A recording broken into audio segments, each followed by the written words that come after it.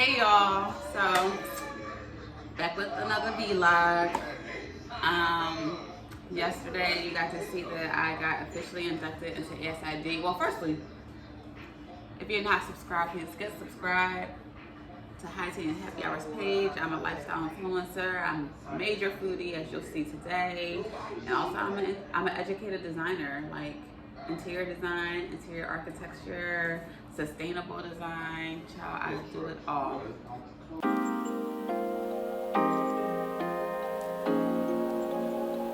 But as you saw yesterday, I got inducted officially onto the board of ASID PA East as the communications director. So I'm so excited about that. But today, me and Reese are having a little date. We had a little extra time today on this Friday. I normally try to take off Fridays. I usually try to take off Mondays and Fridays just because those are just days I feel like are just perfect for refreshing and recentering. But yeah, I was going to work this Friday originally because I was in Miami earlier this week and over the last weekend. So I was like, okay, this would be a great Friday to work, but Grace was like, we're going on a date, and I was like, yep. So we're going on a date. I'm gonna start making this. We're going on a date to K-Pod down in West Philly. I've been before, I said this before, but I've been before with some friends, or not friends, with one of my sisters, and loved it. And I was like, Maurice, you totally have to try this restaurant. Like, even though it's like Korean, like, it's something, everybody can find something there. Like, it's just an amazing experience. I just love the restaurant. So we're going there, and then later today we have a staff meeting with our basketball team staff. So I'm making this cheesecake for that staff. It's kind of meeting. It's like a get together. So I'm making this cheesecake for that get together. Our communications director, we're meeting at her house. She is Spanish, so we're having some good Spanish eats tonight. So I'm excited about that.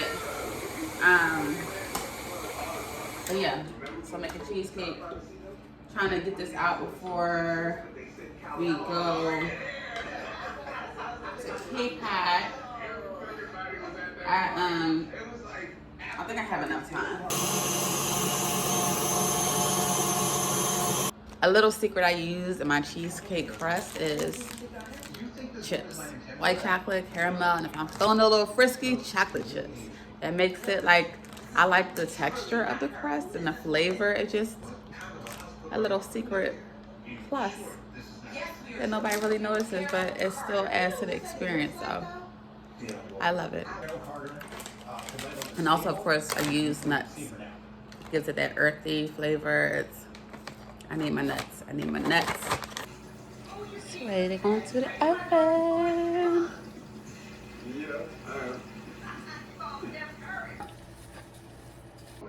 Freaking wasn't paying attention, washing the dishes, and broke my darn whipped cream. Ah! It's fucking butter now. It's butter. Fuck you, butter. Yeah, I always works things out, like always. So like, I'm like cramming in, getting this cake done. I mean, it was gonna be ready by the time we were gonna get together. And then you just saw that I just ruined that fucking whipped cream. Broke it. But our communications director just texted us and said that she's not feeling well. She has food poisoning, so she has to reschedule. So she's like, I hope you didn't start dessert already, Janay. I'm like, I did. But it's fine. It's about pivoting. Maybe I'll have like a cheesecake happy hour or something. I'm not about to eat all this cheesecake and these freaking strawberries by myself. So maybe I'll do that. Somebody definitely has to come help me. Like, for sure, eat this cheesecake. Lily eats it. Maurice like eats cheesecake like rarely, but like me and Layla are not about to be here eating this whole cheesecake. And it's a tall one, so. But that is so crazy. Like, I think I would have been more upset about this being canceled if the whipped cream would have So I'm about to just like kind of relax until Maurice gets here. The cheesecake is in the oven. I have it timed. It's about like 10 more minutes. I have it timed so that it automatically goes off.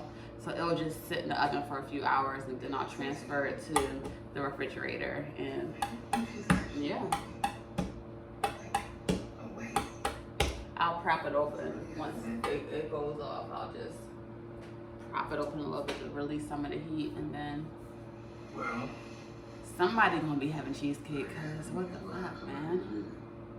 Also, something cool that I kind of ran across today. I was listening to a podcast and they had a human design specialist on, and I had never heard of it. And I'm a real human design person just by nature, just because of, you know, I'm in interior design, so I'm kind of affecting how spaces affect people. So we have to kind of study psychology on like on a surface level. We do have to study the, you know, the nature of people, the psychology of people, like what we like, what we don't like, how colors affect us, how different orientations, you know, affect us. You know, you got different concepts like what's it called? Feng shui. You know, that affects our energies and how energy comes to our space. So I was like, damn, this is a really cool concept. So I went on a lady's website, and it's kind of similar to like pulling your birth chart, like your signs, your sun, your moon, and stuff like that. You need all of that, and that all plays a part. But it tells you how, like, how you kind of intake and output energies on this earth. Like, what's your path, how you should be doing things. And it was really interesting to see that I am a projector, which was so fitting when I was like reading the different things. Like, my motivation is desire. What? Like, I'm independent. Like, I'm just, now I know this is sounding like real like big, but like all of those like 20 lines together made huge sense. I'll drop the website here, but like all of the things together was like, damn, this is Rita Rita filth. And then I looked at Maurice's and I was like, oh my god, like for instance, like it said Maurice's motivation is fear, and I was like, if that is not my fucking husband, like he needs a fucking fire lit underneath his ass to tell him that he's going to die, his whole world is going to crumble tomorrow if he doesn't fucking work 90 hours this week. Like, that's just how he operates. And then I told my mom to look up hers, and she's a generator, which is so fitting for her. Maurice is also a projector, but he's a projector in a different way, because you can be, it's so many different variations. So that's why it's like, you have to look up yours specifically, because even though we're both projectors in different ways. And my mom is a generator, which was so fitting for her, and like all of her characteristics. She sent me her screenshot. And then they also have an option on that website to buy like your full plan, like everything. It's like 55 pages about you, like how you taking energies in different spaces, what's your, you know, purpose in different spaces. I was like, damn. So I was like, I could pay $95 for this book, or I can go down a rabbit hole on Google. And I went down a rabbit hole. So I'd rather spend the $200 on food and clothes rather than a book to tell me how I should be maximizing my life, you know, priorities.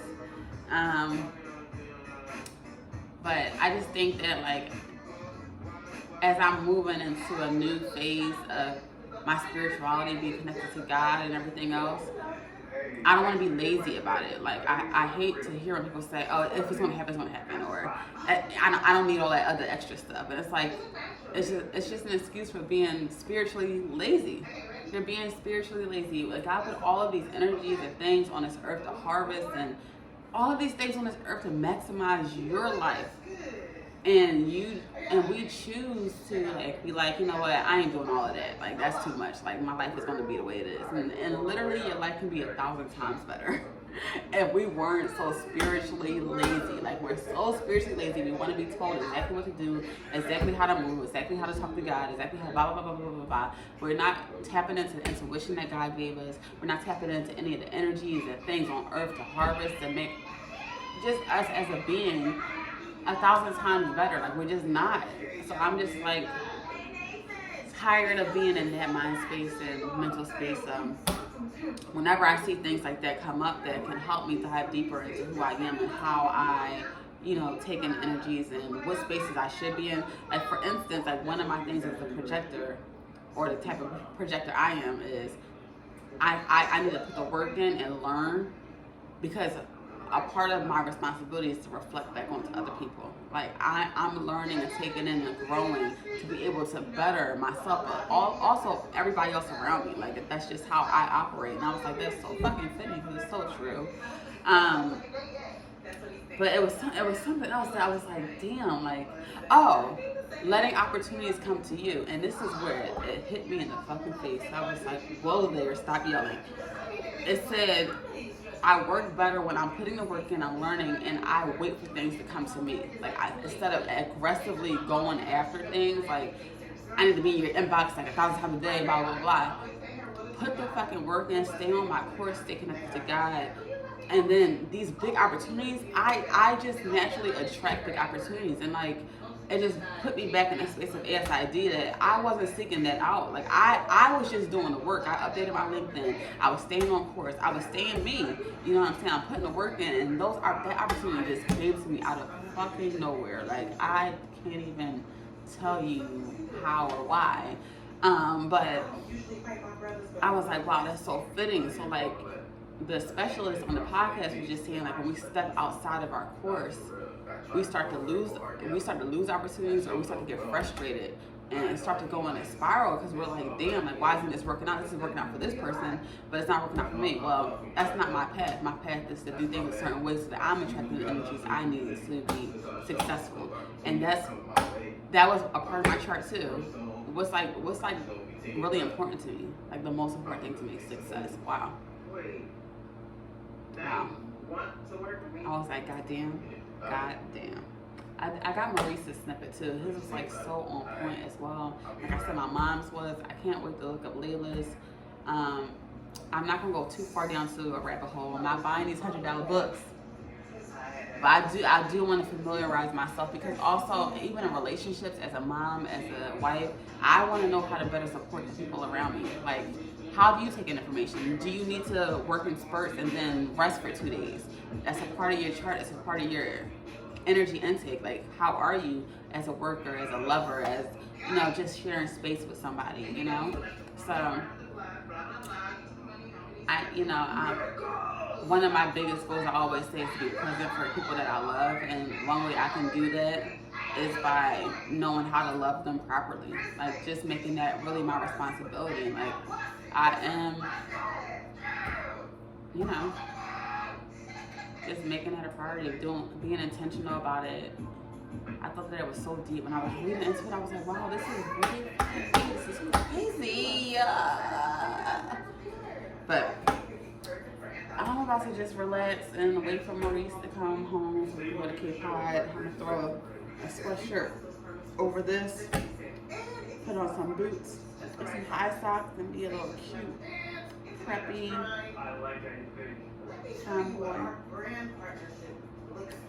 And I'll bring y'all with me, of course. I don't know why I'm talking so slow, but I'll bring y'all with me. Excuse me while I am now rushing to get outside, because I decided to, you know, hang a little too hard, and now I'm rushing to get outside in a reasonable time. Oh my God, I didn't put on deodorant. Ah! Looking at makeup. Bag. I don't even have a bag picked out right now. Maybe I'll just wear my Korean telly. Where it is. These boots at the bottom. But I don't mind wearing 20 different types of greens. It's my life.